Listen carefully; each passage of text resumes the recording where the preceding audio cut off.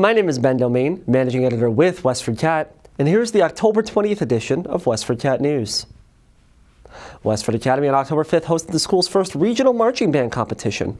Students at the Academy previously competed under former band director George Arsenal in the 2000s, but as the Westford Academy ghostwriter reported, never hosted a competition to the New England Scholastic Band Association. Students began performing again under director of bands Adam Shackleton, who began teaching at the high school in 2021. He said, quote, "Before I got here, they did a football band just performing at halftime, and so we decided we were going to go into the competitive circuit in the New England Scholastic Band Association. That just takes traveling to other schools and hosting shows like the ones we have here today." He said that undertaking has taken support from the school, town, and community to, quote, "make sure that we're prepared." He said it takes more than staff, and it takes more time. The town of Westford has certainly been supportive of that. The schools have been very supportive. 15 groups signed up to perform at the Academy, including colleges such as Worcester Polytechnic Institute and the University of Massachusetts Lowell. The Academy partnered with Patel Brothers, a Nashua-based Indian grocer, to provide samosas. For Shackleton to motivate students, he says there needs to be buy-in from performers, including allowing students to give input on the pieces they perform. He said anybody can submit an idea for the show, and that he read a book called The Disney Way, which, quote, "I guess back in the day, Disney would allow anyone to pitch a movie." He later added that everybody's voice matters. There have been several instances throughout the years where we've used student shows just because they're really great ideas. After the performance, Westford Academy principal Daniel Toomey said that he is proud of his students. He said, quote, "It's a wonderful night and a huge crowd. They did great." Westford's elected officials have voted to uphold a 3-day liquor license suspension for Groton Road convenience store Rapid Refill. Yes, this matter arises out of a decision made by the board on February 22nd, 2023, finding that a representative of Rapid Refill had violated the terms of Rapid Refill's license by selling alcoholic beverages to a minor. After a December 21st, 2022 incident, MPG Corporation, doing business as Rapid Refill at 498 Groton Road, appealed to the Alcoholic Beverages Control Commission with a hearing held in April of last year. On September 30th of last year, the ABCC upheld its decision to impose a 3-day license suspension on the business. At an October 8th Select Board meeting, the board was notified that it could either allow Rapid Refill to choose the 3 days for its suspension, or the board could choose the dates for the business to suspend its license. The licensee is required to lock up all alcoholic beverages on those 3 days and surrender their license to the town manager's office. There is still an option for Rapid Refill to appeal again at this time. Attorney Corbo said, quote, "The board's decision goes into effect unless the applicant files a motion with the Superior Court asking that the board's decision be stayed while the further appeal takes place." Vice President of Rapid Refill, Megan Jacobs, asked the board for leniency. In reading the appeal, it does say that depending on the circumstances of the incident, the board could decide to not uphold that 3-day suspension. Jacobs asked that the board consider a warning instead. Rapid Refill has not had a violation for any age-restricted product that they have sold since they implemented technology in 2023 to avoid those circumstances, according to Jacobs. She said, and quote, "We consider ourselves a community partner with the town of Westford.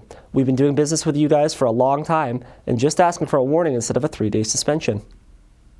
Select Board Chair Scott Hazelton asked what days of the week would have the least impact on the business and said that the board could pick days that see fewer sales.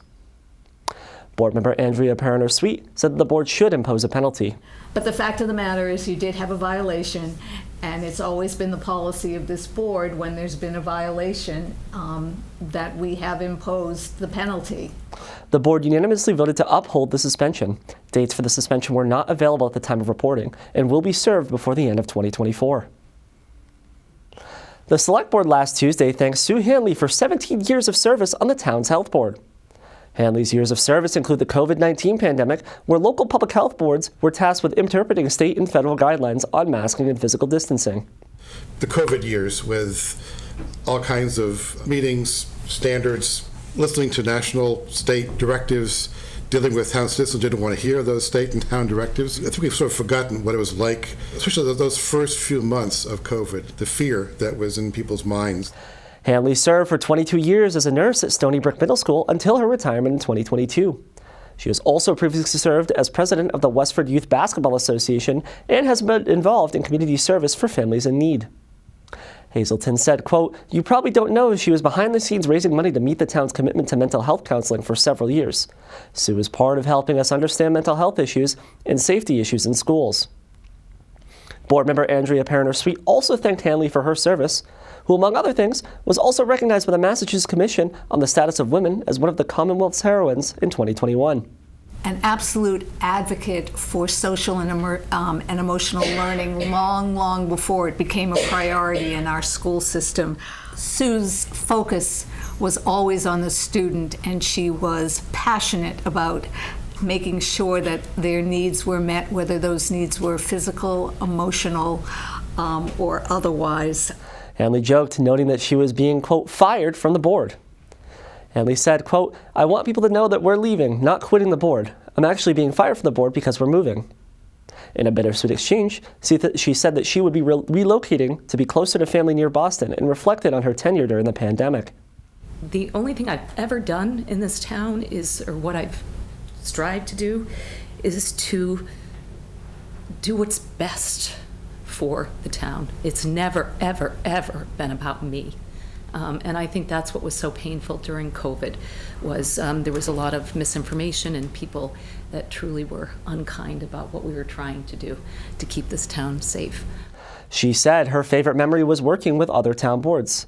Hanley said, quote, "I loved being on those task forces. I pray going forward that you can continue to find ways to collaborate with all boards because we're all better off if we can work together for this town."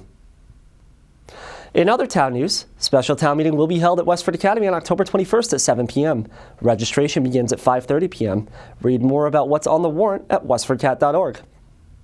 The town is also seeking survey responses from residents by October 31st on their input to shape Westford's sustainable future. Take the survey at westfordma.gov. Finally, the town is auctioning off some of its fleet through October 23rd at publicsurplus.com. In business news, Nan's Kitchen will soon open in Westford. Check back next week or on westfordcat.org for all the details. That's all for this week. I'm Ben Domain, and you're watching WestfordCAT News.